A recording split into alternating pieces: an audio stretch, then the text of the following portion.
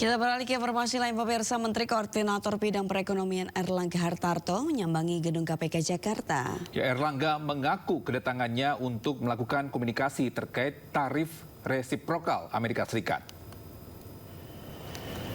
Menko Erlangga Hartarto tiba di gedung Merah Putih KPK sekitar pukul 13.50 siang kemarin dan langsung disambut oleh Sekjen KPK Cahya Harefa. Selain Erlangga, hadir pula Wakil Menteri Perdagangan Diah Roro Esti dan Wakil Menteri SDM Yuliot Tanjung. Menurut keterangan Jubir KPK Budi Prasetyo, pertemuan ini dilakukan tertutup dengan agenda penyampaian hasil kajian pencegahan korupsi. Nah, ini kita komunikasi untuk negosiasi tarif. Ya. Tarif apa, Pak? Tarif Amerika. Tarif Amerika ya, Pak. Pak, dadah dulu, Pak. Penyidik Komisi Pemberantasan Korupsi KPK menggeledah kantor pusat Direktorat Jenderal Pajak Kementerian Keuangan di Jakarta Selatan.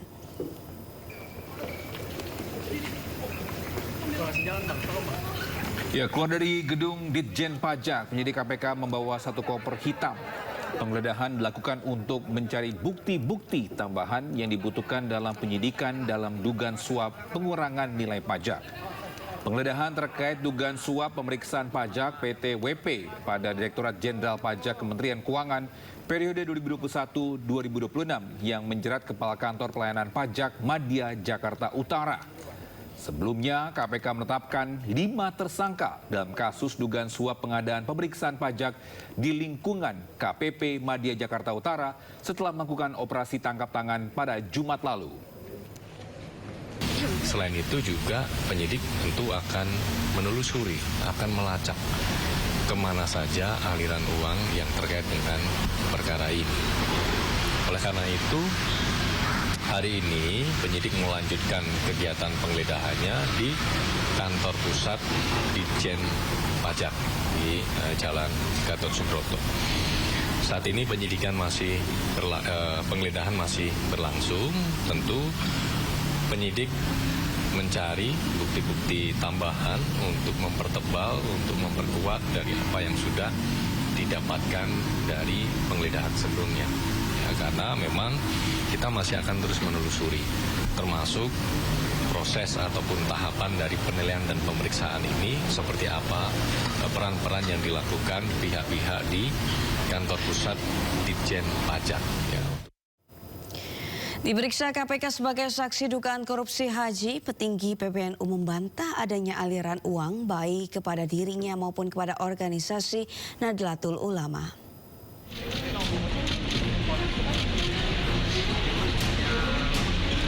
Setelah diperiksa selama 7 jam, Ketua Bidang Ekonomi Pengurus Besar Nahdlatul Ulama atau PBNU Aizuddin Abdurrahman alias Gus Ais akhirnya keluar dari gedung Merah Putih KPK.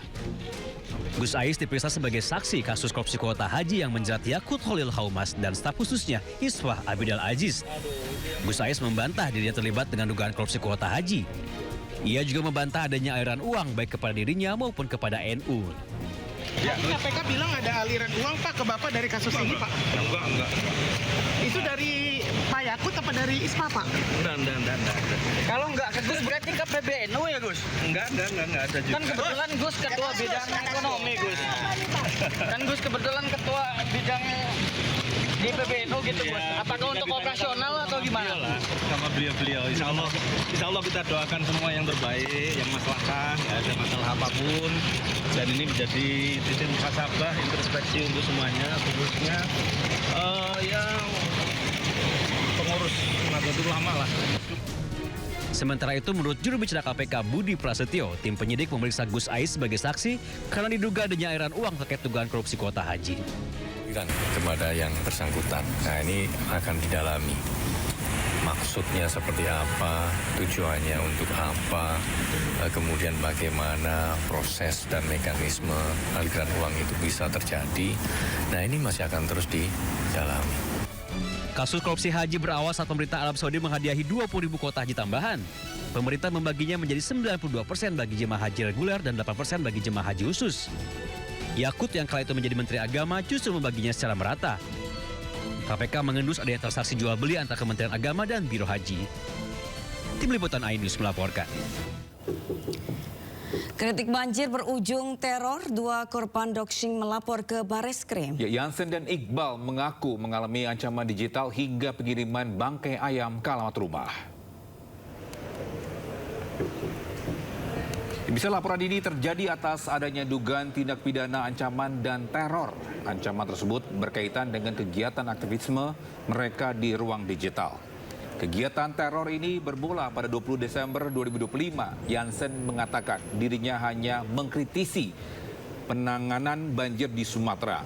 Dan menurut keterangan Iqbal, iklim demokrasi harus berjalan dengan baik.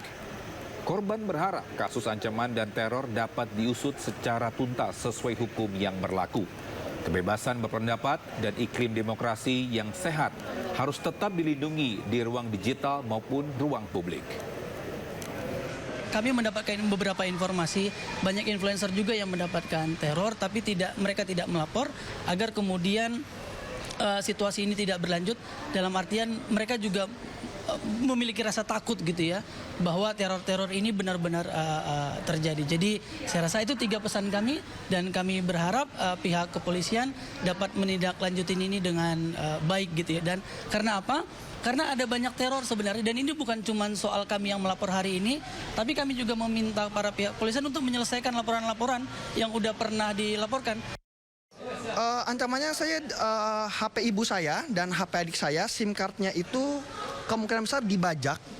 Jadi tidak bisa diakses, SIM cardnya nggak bisa buat telepon biasa, buat WhatsApp nggak bisa, buat Telegram segala macam nggak bisa. Habis itu nomor WA-nya diambil, saya ditelepon berulang kali. Habis itu saya ditelepon dengan orang tidak dikenal, suaranya laki-laki bukan ibu saya. Habis itu saya diminta untuk menghapus tadi. Habis itu saya diancam kalau Anda tidak menghapus konten Anda, maka Anda akan menerima akibatnya, dimatikan. Yang kami laporkan pada hari ini adalah terkait dengan rangkaian atau rentetan teror dan ancaman sebagaimana yang sudah disampaikan juga oleh rekan saya sebelumnya. Kami sebenarnya mendorong ke pihak kepolisian untuk memandang kasus ini secara holistik dan secara lebih makro, bahwa ini bukan tindakan ancamannya aja, tapi ada motif-motif politis yang kemudian memicu adanya ancaman tersebut. Klien kami atas nama Jansen di sini kerap menyuarakan suara-suara kritisnya gitu ya terkait dengan penyelenggaraan negara, khususnya dalam beberapa waktu belakang terkait dengan isu-isu Sumatera. Dan kemudian klien satu lagi, Mas Iqbal, sebagai aktivis lingkungan yang kemudian juga memberikan pandangan-pandangan kritisnya sesuai dengan kapasitasnya sebagai aktivis lingkungan, menanggapi beberapa isu-isu di Sumatera juga, kemudian mendapatkan ancaman yang serupa. Kita beralih ke informasi lain pemirsa. Pengacara kondang dengan slogannya Gadun FM, Arianto Bakri bersama rekannya Marcella Santoso saat ini duduk sebagai pasakitan sebagai terdakwa kasus dugaan suap dan tindak pidana pencucian uang atau TPPO kasus minyak sawit mentah. Ya, nah dalam persidangan ini jaksa menuntut umum Kejaksaan Agung menghadirkan barang bukti kasus 1 unit mobil Ferrari, 2 motor Harley Davidson dan 1 sepeda mewah.